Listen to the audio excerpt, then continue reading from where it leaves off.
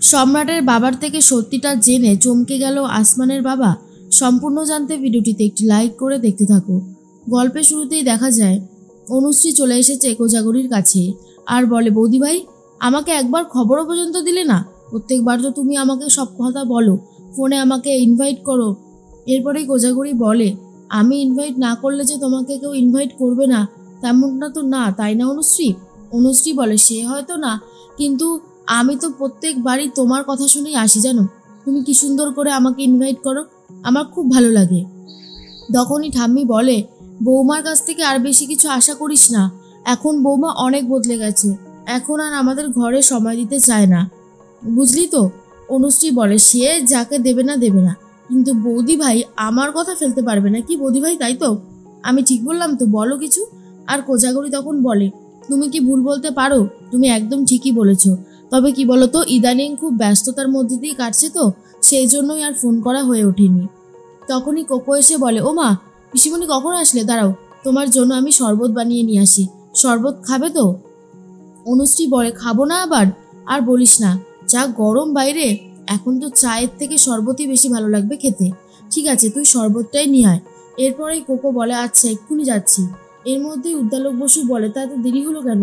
তোর জন্য কখন থেকে অপেক্ষা করছি বলতো।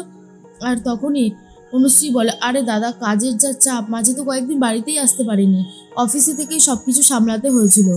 এর মধ্যেই ঠাম্মি বলে, জানিস তো, আমার এই ছোটো নাতির বিয়ে হয়ে গেলে বাড়িটা মনে হচ্ছে যেন পুরো ফাঁকা হয়ে যাবে, কারণ ছোটো নাতি বলছিল বিদেশে চলে যাবে। অনুশ্রী বলে, তাই নাকি? টিনটিন বিদেশে চলে যাবে? এরপরেই চলে এসেছে টিটো আর বলে, আজকে আমি একেবারে শেষ অফিস করে আসলাম, তারপরে একটা বড় ছুটি নিয়েছি ভাইয়ের বিয়ের জন্য, এরপরে গিয়ে জয়েন করব। কথাটা শোনার পরেই খুব খুশি হয়ে যায় অনুশ্রী আর বলে, সত্যি রে, আমাদের কাজবাজগুলো লেগেই থাকে, কয়েকটা দিন যে ছুটি নেব তেমনটা আর হয় না, মাঝে মধ্যে না খুব রাগ হয়। এই নিয়ে কথাবার্তা চলছে। অন্যদিকে আসমানের বাবা সম্রাটের দেওয়া নাম্বার দিয়ে ফোন করবে বলে ঠিক করেছে সম্রাটের বাবাকে। তখনই আসমান বলে, কি হয়েছে বাবা, তোমাকে এত নার্ভাস লাগছে কেন? তখনই বিধানবাবু বলে, আর বলিস না, মানে সম্রাট যেভাবে বলে গেল, এখন কি উনি আদৌ রাজি হবে এই ব্যাপারটা নিয়ে ভাবতেই কেমন একটু লাগছে। আসমান তখন বলে, এত ভাবাভাবির তো কিছু নেই, তুমি স্পষ্ট কথা স্পষ্টভাবেই বলবে। উনি যদি মেনে নিতে না চায় তাহলে সেটা ওনার প্রবলেম, আমাদের তো আর কোনো প্রবলেম নেই, সেটা ওনাকে বুঝতে হবে। আর দুজন অ্যাডাল্ট মানুষ একে অপরকে ভালোবাসতেই পারে, সেক্ষেত্রে উনি এইভাবে বাধা দিতে পারেন না। এরপরেই ফোন করেছে সম্রাটের বাবা। বলে, কে বলছেন? আর তখনই বলে আসমানের বাবা যে, আমি বিধান ঘোষ বলছি, আমি একজন স্কুল টিচার। আর এর মধ্যেই তখন সম্রাটের বাবা বলে, কিন্তু আমার বাড়িতে তো কোনো বাচ্চা নেই যে আপনি পড়াবেন, ফোন করেছেন কেন? আসমানের বাবা বলে, দেখুন, আপনার ছেলেই তো সম্রাট। তখন সে বলে, হ্যাঁ, কেন বলুন। আসমানের বাবা বলে, আসলে সম্রাট আমাদের বাড়িতে এসেছিল, আমাদের সাথে কথা হয়েছে, ও আমার মেয়ে তুলিকে বড্ড ভালোবাসে, আমি চাইছি ওদের বিয়েটা দিতে, এরপর আপনি যা বলবেন সেটা হবে। তখনই সম্রাটের বাবা বলে, ও, তার মানে আপনার মেয়েই হলো ওই মেয়েটা যার কথা সম্রাট আমাদের বাড়িতে বলেছিল, আর আমরা শোনা মাত্রই না বলে দিয়েছিলাম। দেখুন, আপনার মেয়ের সাথে আমার ছেলের বিয়ে হতে পারে না। বিধানবাবু বলে, দেখুন, আজকালকার দিনে ছেলে মেয়েদের ভালোবাসার কথা আমরা তো সবাই জানি, তাই না? ওরা তো আমাদের জন্য আর অপেক্ষা করে না, ওরা এরপর নিজেরাই সবটা করে নেবে। তাই আমি ভাবলাম যে আমি যদি ওদের বিয়েটা দিই, আপনার কি কোনো আপত্তি আছে? সম্রাটের বাবা বলে, অবশ্যই আছে, ওই রকম একটা মেয়েকে আমি আমার বাড়ির বউ কখনোই করতে পারবো না, অসম্ভব। আসমানের বাবা বলে, কেন? আমার মেয়ে অনেক ভালো, ও পড়াশোনাও শিখেছে, ও ঘর গুছিয়ে রাখতে জানে, ওকে নিলে আপনারা দেখবেন ওকে ভালোবেসে ফেলবেন। আমার কথাটা শুনুন দাদা, একবার যদি আমরা মিট করতে পারতাম তাহলে খুব ভালো হতো। কিন্তু সম্রাটের বাবা চরমতম অভদ্রতা করতে থাকে আর বলে, দেখুন, আমি আপনার মেয়ের সাথে আমার ছেলের বিয়ে দিতে একদমই রাজি নই। আমি তো শুনলাম যে আপনারা নাকি বস্তিতে থাকেন, বস্তিতে আমার ছেলে বিয়ে করতে যাচ্ছে, এটা শুনেই কেমন গা গিনগিন করছিল, কিন্তু আর কি করা যাবে। তবুও ওই মেয়েকে যদি ও বিয়ে করে তাহলে আমি আমার ছেলেকে ত্যায্য পুত্র করব। আর আসমান কিছুটা কথা শুনতে পাচ্ছে, যেহেতু ফোনটা অনেক জোরে দেওয়া ছিল। এরপরেই বিধানবাবু বলে, আপনি আপনার ছেলেকে ত্যায্য পুত্র করতেই পারেন, কিন্তু আমি তো আর আমার মেয়েকে ত্যায্য কন্যা করতে পারবো না। যতই হোক, ও আমার সন্তান, ও কোনো অন্যায় করেনি, কাউকে ভালোবেসেছে। আর কাউকে ভালোবাসাটা কি খারাপ? আমার তো মনে হয় না। তাই আপনি যাই বলুন না কেন, আপনার সাথে আমি এ বিষয়ে একদমই একমত হতে পারছি না।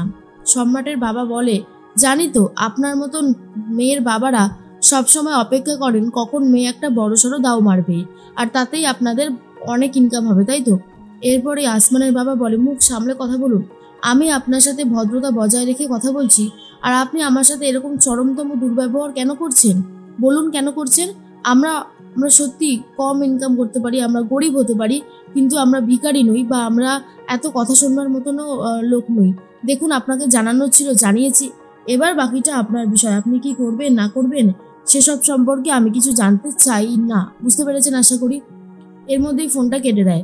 আসমানের মা বলে, কি গো, কি বললো? আমাকে বলো তো, কি বলেছে? উনি এই বিয়েটা দিতে চান না, তাই তো? আর তখনই বলে যে হ্যাঁ, উনি ভদ্রলোক তো নাই, অভদ্রলোক যাকে বলে, আর ভীষণ খারাপভাবে ব্যবহার করলো। আমরা বস্তিতে থাকি বলে কি আমাদের কোনো মান সম্মান নেই? তখনই তুলি বলে, বাবা আমি তো তোমাকে আগেই বলেছিলাম যে উনি আমাদের সম্পর্কটাকে মেনে নেবে না, তুমি তাও কেন গায়ের জোরে ফোন করলে বলো তো? বিধানবাবু বলে, চুপ কর, সব কি জেনে গেছিস? তুই বল না। বিয়েতে যদি বাবা মা না থাকে তাহলে কি কেউ সুখী হতে পারে? আর এটা একটা নিয়ম কানুন, এটা একটা আচার অনুষ্ঠান, সেখানে ছেলের বাবা মাই থাকবে না? বুঝতে পারছিস না? ভালোবাসলি, বেঁচে ফেললি, ব্যাস, আগে পরে কিছুই ভাবলি না। এবার বল কি করব তোকে নিয়ে? তুলির মা তখন বলে, ওকে না বাড়ি থেকে বার করে দাও, যা খুশি করুক গে। ওর মনে ছিল না আগে যে আমাদের বস্তিতে বাড়ি, আমরা গরিব মানুষ, আমরা অত বড় ছেলেকে ভালোবাসতে যাব কেন? তোতা বলে, মা কি করছো তোমরা? ভালোবাসা কি গরিব বড় লোক দেখে হয় বলো? তোমরা যদি এরকম করতে থাকো না, তাহলে তুলির মনটা ভেঙে যাবে। দেখো, সম্রাটের বাবা মা যদি বুঝতে না চায় তাহলে ওটা ওনাদের দোষ, আমাদের দোষ হতে পারে না।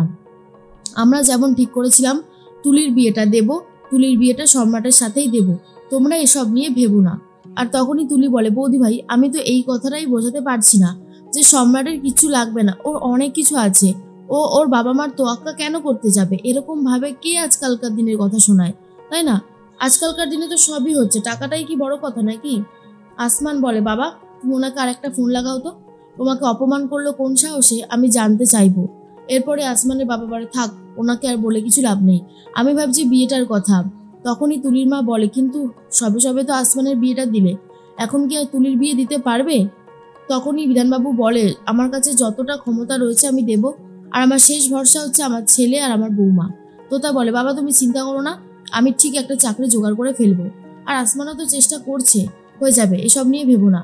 আর তখনই আসমানের বাবা বলে, ভাবনা তো আছেই, কি জানি ওই রকম একটা বাবার এই রকম ছেলে কি করে হলো সেটাই ভাবছি, সব ঠিক থাকবে তো? বিধানবাবুর মনে সম্রাটকে নিয়ে এবারে যথেষ্ট সন্দেহ দেখা দিয়েছে।